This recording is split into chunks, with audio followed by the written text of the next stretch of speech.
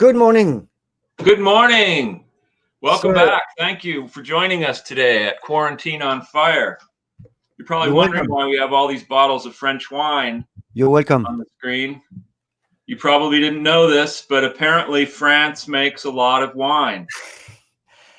I picked a few things that one of my students brought to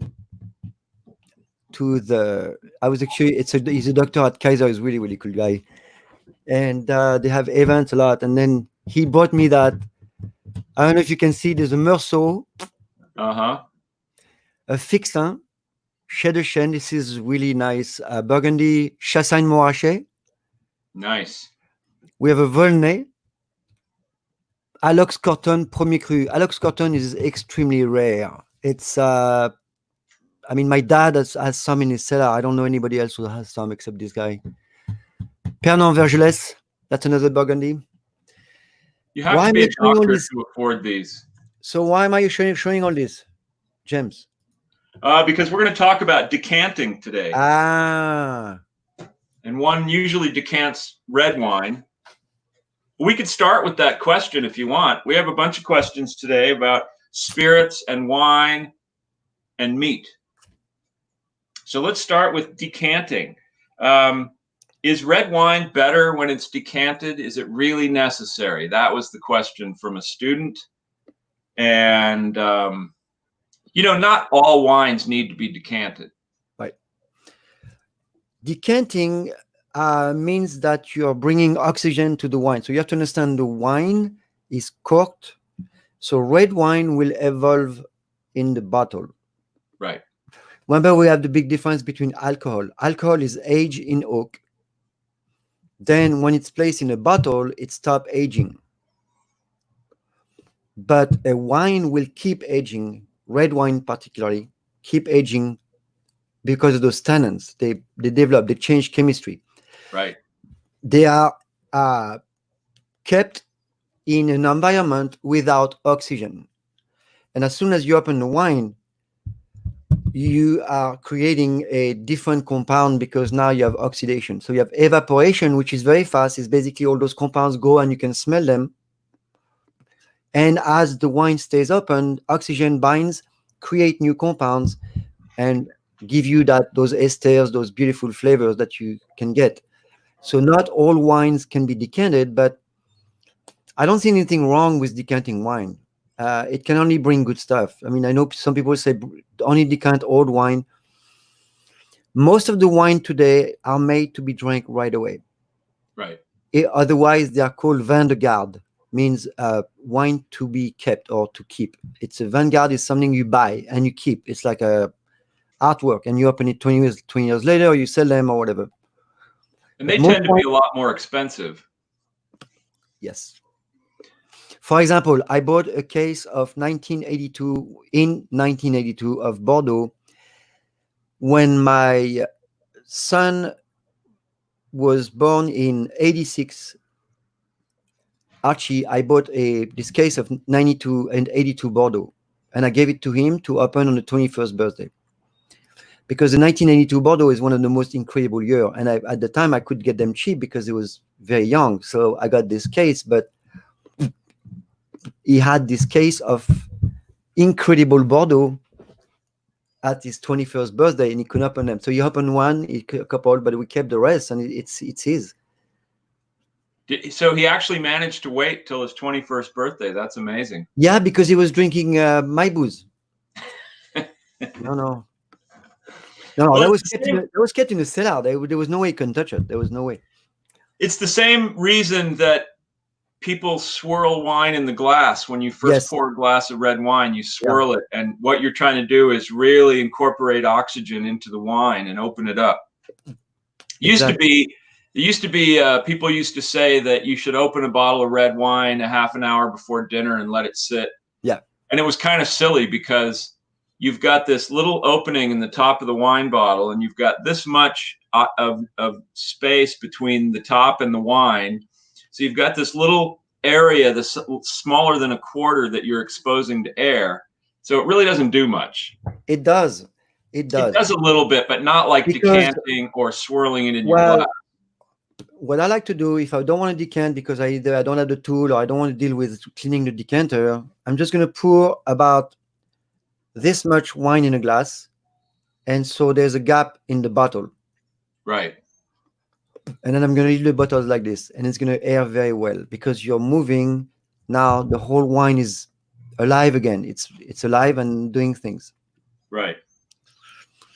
So you're bringing oxygen to the wine. So yes, a big glass will do pretty much the same thing. And you want to open the wine a little before. Yes, white wine don't have the same. It's not the same because they don't have enough tannin, so they don't really age the same way as white wine. Right. They do age and get very warm and beautiful, but they don't need to be decanted as much as the red wine, supposedly. Yeah. I don't know. You don't need to decant red wine, but I think if you have a really nice wine, an expensive wine, a big wine like an old Burgundy or a nice Bordeaux, something like that, it's fun to decant it because it's just going to open it up. It's going to make it better. It's true. It's true. Yes. So the answer is yes. The answer is yes.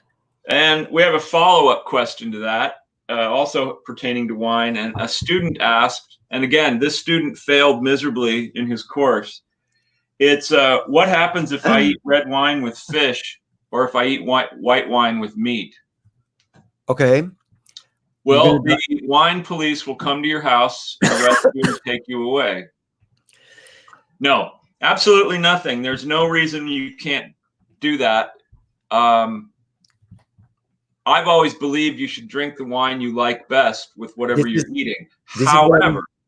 However, you there can are some red wines that if you eat it with a delicate little fish, it's going to completely overwhelm it, and you're not going to taste the fish at all. So it's a question of preference. It's very difficult nowadays to pair wine because the food is very spicy, has a lot of different compounds, so it's very hard. So you want either heavier wine, lighter wine. Basically, that's how you kind of pair. And usually you start with the white at the beginning because it's lighter. Right. But there's no rule. White wine is more like an aperitif. It's kind of, it's like water, not really, but that's. But white wine with fish, I really like. I like white wine with cheese also. Yes, me so too. This is pâté. I drink with Von Romané, and you see there's a pickle here. And a lot of people are going to say, "Oh, no, don't eat pickle. Eat whatever you want." How about that? Yeah. How about this? A Lussac Saint-Emilion with an old goat cheese. That was at my parents' place. Nice. So they have a lot of those in the cellar. So I just go down there and pick something fun. I mean, I kind of like a light red wine with salmon. And conversely, a lot of times with a chicken dish, a really a fairly full-bodied white wine can be really, really good. So there's no hard and fast rule. Obviously, there are some pairings that work better than others. And if you're eating something very, very delicate, pairing it with something hugely robust. Yeah. So any spicy food, bigger wine. Bigger, more spicy wine, heavier, so you can actually taste it. Because there's some aspect, if the wine is too light and you eat something very heavy and spicy, you won't taste the wine. And you can also go with like a dry Riesling with spicy food can work very well sometimes. Riesling, like I said, there's no hard and fast rule. I mean, sometimes California Chardonnays are huge. They're huge, buttery, oaky wines. So if you paired that with a delicate little piece of sole, it's probably going to wipe it out too. Exactly. So you want something light and crisp for if you eat a velouté or something like a chicken with a light sauce that has been steamed with a white cream sauce. You can't have a big wine because it's not going to work. There's no way. Yeah. A nice Chablis, something with some or muscadet for the seafood. Yeah. Montlouis, a little Montlouis, very chalky and very fun, or Sancerre, or Sancerre is one of my favorites to eat with seafood. Rosés from Aix-en-Provence. Yeah. But what is that, Bandol? Oh my God, that's Bandol Rosé. Yeah. Very nice. Yeah, no, this is very white wine can be drunk with anything. I like white wine, and in France, sometime when it's very hot, we put a little ice in it. Nothing wrong with that. Especially in the rosé, Mhm. it's great because you get to drink a little more without getting too drunk. Yeah. Because wine, when it's hot outside, it's hot. I tend to like crisp, cold white wines Right. more in the summertime when it's hot. It's a lovely thing to drink no matter Yeah. what I'm eating. But I tend not to eat a lot of heavy food in the summer too, so it goes nicely with what we eat. You know, chicken, fish, vegetables. Now, if you're looking for the nutrients only, yes, red wine has more antioxidants. We know that. Yeah. And the resveratrol is from the tannin.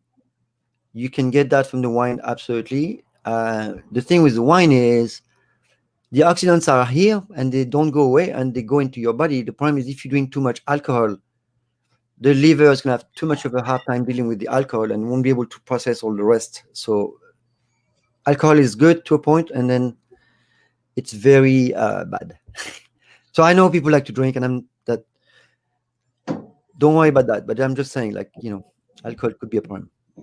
Stretch it out over a long period of time. You know, if you're going to drink a Yeah. bottle of wine, make it last the whole evening and relax, enjoy True. it. Yes, very true. Don't drink anything bigger than your head. Is that a rule? But that's not bad. But wine is really good, though. Huh? So it's a really Wine good. is- It makes you relax. There's a lot of good stuff in there. Little alcohol also is really good for a lot of things. Health wise. The studies shows that alcohol is good for you only if you drink a little bit and every day. Yeah.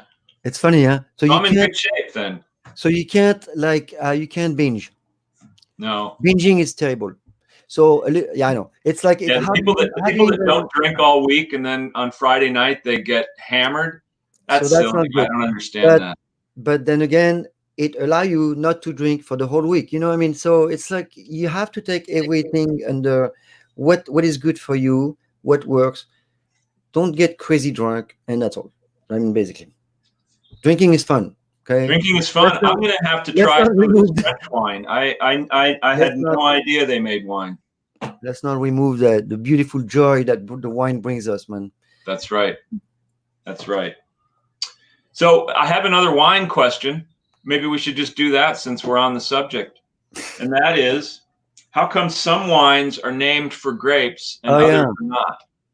And that's an interesting question because it confuses a lot of people. not me.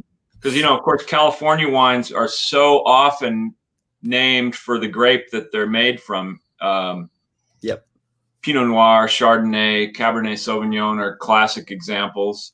And in France, typically, although it's changing somewhat, in France traditionally, and in Italy and in Spain, traditionally the wine is named more for the region or for the particular vineyard or for the chateau that's making the wine.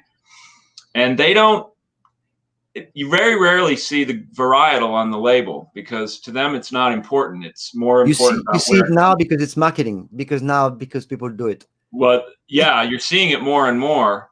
But But traditionally, you would not see the grape on the label. no, in the way the wine was cataloged or labeled was basically if you have a Burgundy called Volnay, Claude, whatever, you have that area where they grow the vine, but you have an area on the same slope, like we talked about the fruit, Right. but the same with the wine. That's sunny in the morning, where that area will be sunny at 3. Right. Well, those wines are different, and their labels is going to be different. So this one is the Côte whatever, Gray the Gravels thing. This one is going to have a different name. So there's names for where they are exactly because the terroir is different. So what's in the ground. If it's gravel, sand, rocks, how The much of the drainage is water goes different. exactly, how big the roots are, how small the roots are, how many vines are on the slope.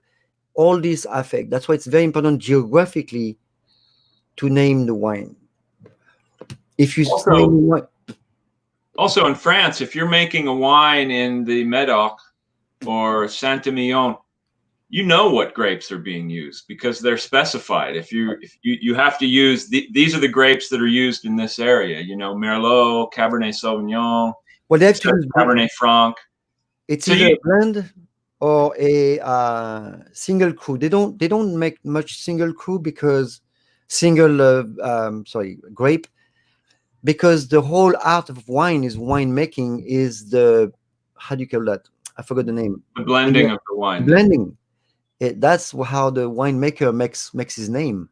He Yeah. takes the best, and he blend them, and that's the blending. That's the trick. Also in Bordeaux, there's a long tradition of the negociant who buys the wine from the growers and then blends it himself. Yeah. He doesn't actually grow wine; he just blends it and creates the finished product. So the blending is more important, and it's very important where the grapes are grown. Yeah. How And we much don't have water? that long-standing tradition here in Napa. Well, They for can't example, look back 100 years. to give you an example, so people understand. Let's say I would like to compare a wine from America to a wine from France. So I would have to see what weather is during the day, how much sun is on that hill, when the cooperative, yes, the cooperative in France. That's Mhm. that's what it is. Who is that masked man? I know he's trying to hide his eyes. But he did a bad job. We can see him. It's my brother. So I would give you an example. Let's say, for example, if I take a wine from Santa Barbara, some of the wine from Edmund St. John's, really good, huh? Those burgers he makes, amazing wine. Edmund St. John's. What is that called? That's wine. The I can't remember, but yeah, Anyway, they make so terrific wine. at night at Santa Barbara, it's hot during the day and it cools at night where the wines are. So that gives you acidity. So the wine won't be sweet. It'll Right. have that, it won't get that sweetness. Sometime in Napa, the wine stays hot at night, or the grape stays hot, and they get more fruit and more alcohol. More alcohol in wine doesn't mean it's better. In France, we always look for the low alcohol wine. So I know my Lisa also, because she has issues with her head. I like that. I like that sound. She can get headaches from red wine, but she doesn't get headache from if the wine is really good and low alcohol. And I know my dad does not like high alcohol wine. He will always look at the percentage, and if the wine is too hot, he won't drink it because it's too much. It's too heavy. You Right. can't even taste the wine. So that's one of the that's one of the example that you can get. So you see the way the wine is great, where it is grown, when, how much water. There's so many things, and as you try the wine, you can actually tell what's going on. Yeah. And it's interesting because in Burgundy, for example, it's almost all Chardonnay. That's the You guys, principal white grape of Burgundy, and yet they never put it on the label. That, like I said, they are starting to, but you know traditionally, that, James, because everybody knows. you know that Burgundy was, I would say, well, not. It is one of the first state in the world. Really? So basically, when Clovis in 500 AD, 500, married Clotilde. Clotilde is the Right. daughter of the king of Burgundy, les Burgundes. Clovis was in Paris area. It was not Paris. It was the Lutessa. And then, in order to have France in 500, he had to marry Burgund, that was associated with the Church of Christ. So Clovis had to convert to Christianity, and France was the first country that was based on a state that was open. And France started in 500 something, 550 or something, because of that arrangement. So the Burgundy was very, very powerful at the time already. It's crazy, huh? That is interesting, though. L'État. So they've been making wine for a long time, basically, just like Bordeaux. And they make some of the greatest wine in the world. Bordeaux gets all the press, but Bordeaux, I like Bordeaux. Huh? I do Bordeaux. too. I like that rough, rustic, beautiful, and you don't get a headache. You don't get any. It's those are good wines. There's no, I mean, good Bordeaux. Not there's a bunch of crap also, everywhere in the world. Sure. Always. Always. So, did we answer the question? Yes, we Oh did. my God, James. Yes. What about this with wine? Oh, Oh, that un is a petit great. Cantal d'entre-deux. That's very nice. Yes, I would say yes. That would go well with wine. So the French do make cheese, is what you're saying. They make what, more than, I don't know, 600 different types. Yeah. Did we- Charles de Gaulle oh, famously said, "How can you govern a country that has 300 Right. kinds of cheese?" So, James, I know James and I, we've been to that restaurant in France that's really cool. On the way. Andre. Oh my God. Do you know what that is? It's a cheese restaurant. Ah, It's a cheese shop downstairs, and then they have a restaurant also, amazing. and you It's can do the incredible. cheese lunch, which is they bring you a nice salad, and then you just either pick the 3-course or the 5-course, whatever it is. They bring you a tray of goat cheese, and then they bring you a tray of soft ripened cheeses. It's crazy. Whatever you want. Really, my mom she loved taking us there. So my mom, she didn't want any gift for our birthday, but every year we had to go to a nice restaurant. So in my family, we don't really spend money on anything. Really, we're not. The only time they spend money would be vacation for us. But there's no luxury car or whatever. We always had a nice apartment and stuff, but we never had fancy clothes. There was no fancy spending. But my mom, every year, she wanted to take us to a nice restaurant, something very fancy, because she wanted to teach us about. And it was either Rasputin, which she loves, and because Rasputin is the Russian restaurant where you eat and you drink vodka, or with the Zigan. Oh my God, it's so crazy. Or on the way where we love to go. She liked l'Orangerie also. That was beautiful. Le Grand Véfour. But you know that brasserie in France, Bastin. Anyway, There's so so many good restaurants in Paris and throughout France. and in Italy and Spain, and that's it, huh? Now we have food. We have food all over the world. I'm not. I know we were making fun of English people a lot for a long time, but they have really good chefs and good restaurants. The food in London is fabulous I these know, days. it's crazy. Huh? Well, It evolved a lot, though, huh? Probably Because not today. it was pretty crappy when I was young and I used to go to London. That was disgusting, man. Just like when I came here. So they evolved a lot. In France, we used to say, and it's very bad, and I'm sure that's terrible food, terrible thing, but we had this joke when we say, what's the difference between, I don't know, how do you describe English food? And we would say, well, if it's warm, it's beer. If it's cold, it's soup. And I went there. And when at the time when I was young, so I'm 59 tonight, I don't know, 40 years ago, they would have those jelly green stuff they would serve, and those peas stuff with no butter, no salt, with water, and they would serve those toast with tomato. I mean, the food was weird, man. Boiled ham. Yeah, well, they have a lot of great restaurants. There's still a lot of bad food there, but there's bad food everywhere. I think people all over the world are conscientious now that food is very important, and we see all over the world there's a lot of good chefs everywhere. It's really, really cool. I'm really happy. It's not just France now. France was a trigger maybe long time ago, but yep. Well, there's an old joke about heaven and hell. Who? And it's a joke based on cultural stereotypes, but I'll tell it anyway. The joke is that in heaven is a banquet, and the food is all cooked by a Frenchman. An Englishman serves the meal. The Italians entertain, and the Germans organize everything. But in hell, it's also a banquet, but the Englishman cooks, the Frenchman serves, the Germans entertain and the Italians organize everything. Oh my God, that's so funny.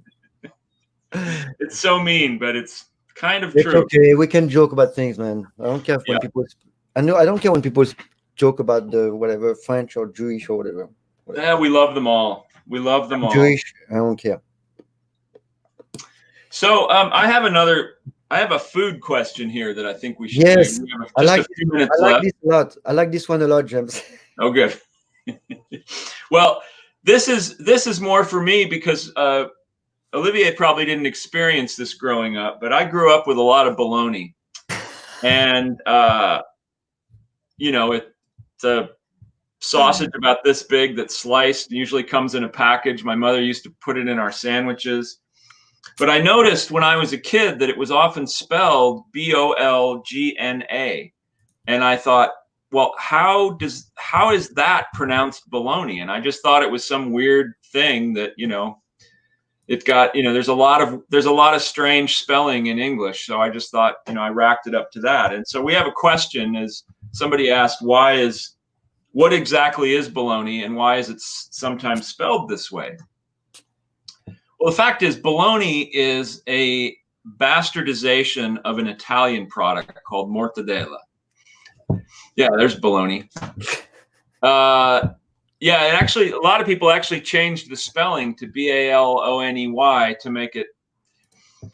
But the product is actually based on Italian mortadella, which is a big sausage. Yeah, mortadella, I know. Sausages, and they're really big. Some of them. And it's from the region of Emilia-Romagna, which the capital of which is Bologna. And so when the tradition got brought to America, they just called it after the city that they probably first had it in, which was Bologna, and that's what it got named. But of course, English-speaking people tend to anglicize words, and so Bologna eventually morphed into bologna. And then they eventually just even changed the spelling of it so that it would make sense. But it's really Bologna because it's named for the city of Bologna, where, like I said, these people probably first encountered this. And now real mortadella is delicious. It's not my favorite thing in the world, but it's very good. I like mortadella. I love that. It's often got pistachios in it, and sometimes there's like a little heart shape in the middle of the sausage. It's very, very cool how they can do that. But it's made from pork, various cuts of pork. It's ground and it's aged, and it's a wonderful thing. It's a wonderful thing. In Italy, you would just have it on an antipasto tray along with cheeses and olives and things. But it's great to put in a sandwich. So mortadella and bologna is the same thing? Well, bologna is inspired by mortadella. Because it's mortadella di Bologna, right? Right. It's from Bologna. Bologna in Emilia-Romagna, which is a beautiful, beautiful region of Italy in the north central Italy that is famous for its food. People often call it the breadbasket of Italy because they grow a lot of fabulous food. That's where they're famous for their pasta, for the fresh pasta, and particularly for the fresh filled pastas like ravioli and tortelloni. And Bologna is a fabulous city to eat in. It's great, great food. But yeah, mortadella. If you're gonna eat it, go find some real mortadella. Forget the bologna. It's all bologna. So Bologna. That's all I have to say.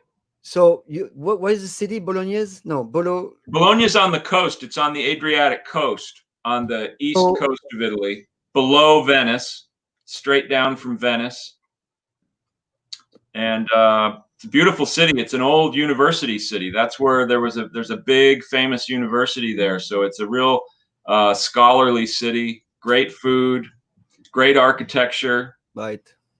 Used to be hundreds of these towers all over the city, but they've all been destroyed. And now there's 2 left right in the middle of town. And you can see them from a long way away. And they're very cool. But they're these tall brick towers, stone tower. There we go. There we go. Those used to be all over the city. There were hundreds of them 100 years ago. Yeah, because that was the minaret. Yeah. The minaret. Earthquakes and wars and whatever have destroyed them. And there's only 2 left that I know of. So that's And it. So the answer is mortadella, yes. Bologna, no. so Bologna, is that where the Bolognese come from? That meat sauce?